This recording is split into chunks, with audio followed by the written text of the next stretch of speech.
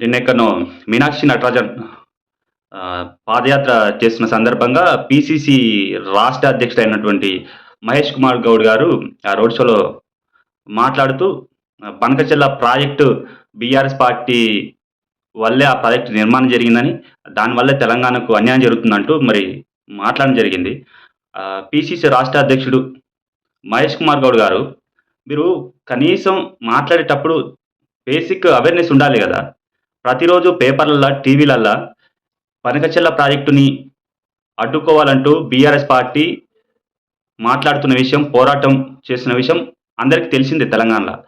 మరొక రాష్ట్ర స్థాయి అధ్యక్షుడి హోదాలో ఉన్న నువ్వు, బీఆర్ఎస్ పార్టీ కట్టిందంటేవేంది అసల ఆ ప్రాజెక్టుకు అనుమతులే రాలేదు ఇంతవరకు. కట్టొద్దని బీఆర్ఎస్ పార్టీ లేఖలు తయారు చేస్తున్నది. చర్చలు పెడుతున్నది. అవగాహన కార్యక్రమాలు పెంచుతున్నది.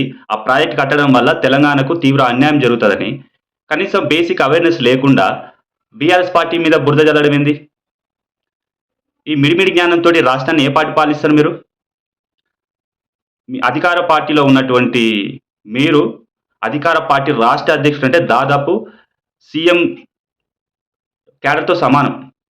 అలాంటిది మీకు రాష్ట్రం మీద అవగాహన ఇదా ఉన్నది? అసలు నీటి ప్రాజెక్టుల మీద ఏమైనా అవగాహన ఉన్నదా? మిగులు జలాల మీద అవగాహన ఉన్నదా ఏమన్నా? సరే, రాష్ట్ర బడ్జెట్ మీద, ఆదాయం మీద ఏమన్నా అవగాహన ఉన్నదా? కనీసం అంత పెద్ద హోదాలో ఉన్నప్పుడు ఏం మాట్లాడుతున్నామో ఆ బహిరంగ సభల్లో, రోడ్ షోలలో మాట్లాడుతున్నప్పుడు కనీసం ఆ పక్కనున్నో ఎవరినో అడిగన్నా మాట్లాడాలి గదా!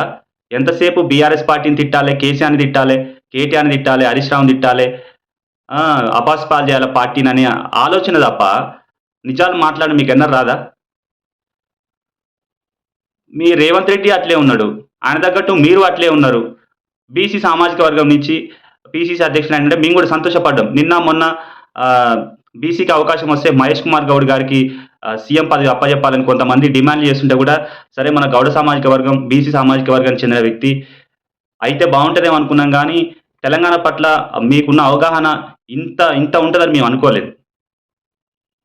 జర సోయి ఉండి, సోయి బెట్టి పని జేయిరి. రాష్ట్రాన్ని కొంచెం అభివృద్ధి వైపు పయనించే విధంగా మీరైనా కొంచెం ప్రయత్నం చేయండి. రేవంత్ రెడ్డి కంటే ఎట్లాగో పాలించడం రాదు. ఆయన వల్ల కాదని అర్థమైపోయింది. కనీసం మీరన్నా కొంచెం అవేర్‌నెస్ పెంచుకొని పని జేయండి.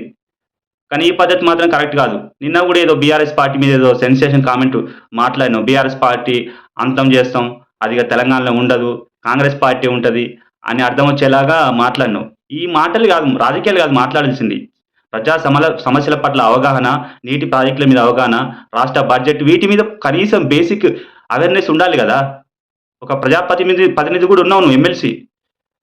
ఇంచుమించుగా రాష్ట్ర పీసీసీ అంటే రాష్ట్రంలో ఉన్న కాంగ్రెస్ క్యాడర్‌కి నువ్వు అధ్యక్షునివి. ప్రతి గ్రామంలో ఉన్న పరిస్థితులు నీకు తెలవాల్సి ఉంటది. కనీసం బనకచెర్ల ప్రాజెక్ట్ మీద ప్రతిరోజు మీడియాలో చర్చ జరుగుతుంది. సోషల్ మీడియాలో చర్చ జరుగుతుంది. వీటి మీద నీకు జనరల్ అవేర్‌నెస్ లేకపోయి ఇంకా బీఆర్ఎస్ పార్టీ మీద బురద జల్లే ప్రయత్నం చేస్తున్నావంటే ఎంత తెలివిగా మాట్లాడుతున్నావో ప్రజలకు అర్థమైతుంది.